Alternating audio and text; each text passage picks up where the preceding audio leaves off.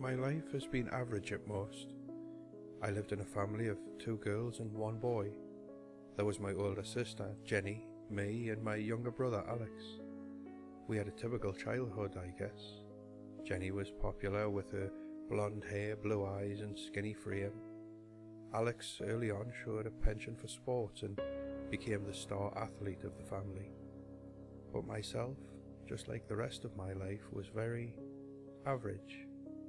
I wasn't overly smart. I wasn't ugly, but I didn't stand out. I had a small group of friends. I was average, but I idolized my older sister.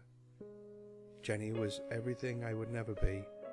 She had friends upon friends upon friends. She had a string of boyfriends, starting from the time she was 11. There was always a boy, some drama. She grew tired of it, but I loved it. Jenny loved me too. We were really close as children. Mom and Dad loved me, sure, but they didn't notice me like they did Jenny and Alex. Because there was nothing special about me. Not really. But Jenny didn't say it that way.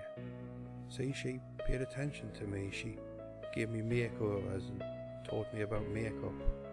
She used to take me shopping, even with her popular friends, and show me the best clothes to wear for my body shape. She would tell me all about her amazing, glittering life, and she would listen if and when I found some small contribution to make to our conversations. She was my role model. But sometimes life isn't average. Sometimes it isn't typical. When Jenny was 16 and I was 13, she was found in her room, a bottle of pills spilled out next to her. I don't think they even bothered with much of an investigation. It was clear what she'd done, although no one really knew why. Life can be funny that way. Sometimes it's the ones who seem happy who are struggling the most. It was a very difficult time for my family, but life went on. As I grew older, I grew to love my average life. My parents paid a little more attention to me with Jenny gone. I went to a state university for journalism, where I met my husband, Alan. We got married right out of college. I worked for the local paper and he had an office job at a company just a few blocks down the road. Our life was blissful, beautiful, and unremarkable. Until, that is, I became pregnant. It started when I was about 2 weeks late. I've always been as regular as the clock, but at this time work was pretty hectic and I wasn't really paying attention.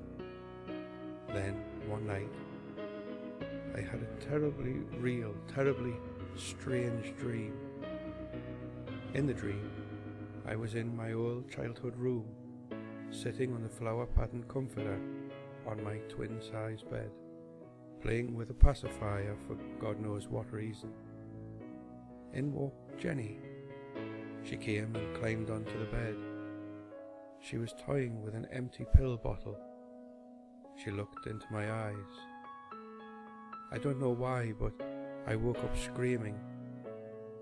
To be honest, I hadn't paid much thought to Jenny in years, and I'd never had a dream like that before.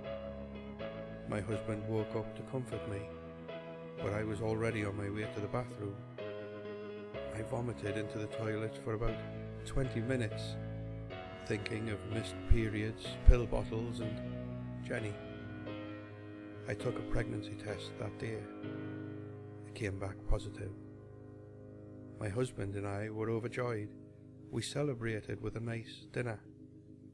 We called our parents, who were both incredibly excited. We talked about baby names and nursery and all the things you associate with babies. We got to bed late, exhausted but happy, cuddling together like newlyweds, dreaming of little cherubs dancing in our arms. I woke up to see my sister standing next to the bed. If the night before had been frightening, you can't imagine how this felt. Here she was, Jenny, the real, not so alive Jenny. She stared down at me. I reached out. I almost felt as though I could touch her, but she turned and walked out of the room. From that day on, Jenny was always there. She was standing next to the bed when I woke up in the morning. She followed me to work. She watched as I picked out baby clothes, occasionally fingering one or two items that she particularly liked. She was always there. Sure, I thought about telling my husband, but what would I say? That his average wife was about to disturb his average life with her newfound ability to see the dead? Unlikely. Rather, I considered it a strange and extraordinary experience in my otherwise unremarkable life. Besides, I enjoyed it in a way. Here was my long-lost sister, my ages ago best friend, the one person who I looked up to, the person I wanted to be when I grew up. She was back again. It was comforting to have her there as my stomach grew fat and round, and I began to waddle back and forth, trying to control my deranged hormones. Sometimes she would put her hand on my stomach to feel the baby. When she did, the baby would start to kick. How comforting to know that my baby would share a special connection with Jenny. Jenny was there when my husband drove me to the hospital, crying in the back through the pain of my contractions. She followed us to the maternity ward and stood calmly next to me as I pushed and pushed. She kept her hand placed on my stomach. It was a comfort. Then it was over. They placed the baby into my arms. A girl, a wonderful, plump little girl, whose cries were the most beautiful thing in the world. Alan and I played with her tiny, curling fingers.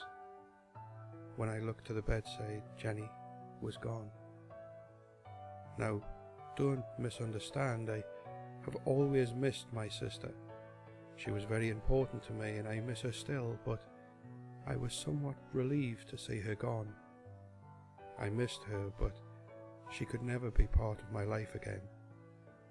Now I could return to my happy, typical life. My happy life with my happy baby and happy husband. And I was happy for a few weeks before I noticed it. I was playing with little baby Ellen when she looked up at me and I noticed them. Her startling blue eyes. The eyes that neither her father nor I possessed. She looked at me with an eerie calmness. When I looked into her eyes, I saw Jenny. And so, tomorrow morning, I will fall to the floor in an outburst of tears and screams. Alan will frantically dial emergency services as I will clutch the body of my child. When the EMTs arrive, they will pry the cold, lifeless body from my embrace, and I will collapse into Alan's arms. I will be sad. I will miss her, just as I miss Jenny. But Jenny can never be part of my life again, no matter how much she wants to be. After all, it took me years to be rid of her in the first place.